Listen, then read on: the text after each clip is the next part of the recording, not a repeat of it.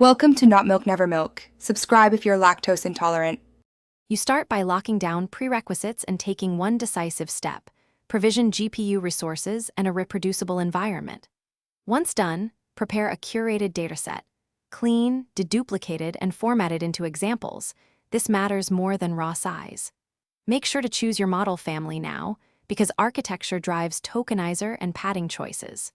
You will initialize with a well-documented checkpoint or a small random model if experimenting. Then configure tokenizer, learning rate schedule, and mixed precision, so you now enter the complex middle: training and iterative refinement.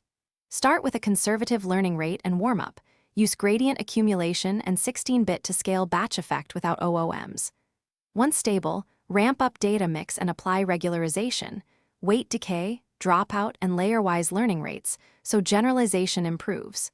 Make sure to run validation checkpoints and human-in-the-loop sampling to catch degenerate outputs early. Then tune temperature, top P, and repetition penalties. Iterate between metric-driven changes and qualitative review until behavior aligns with goals.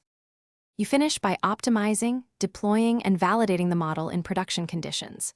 Export via quantization or compiler to match latency and memory targets, then deploy behind APIs with logging, rate limits, and content filters. Once live, run adversarial and edge case tests and monitor drift, latency, and error rates.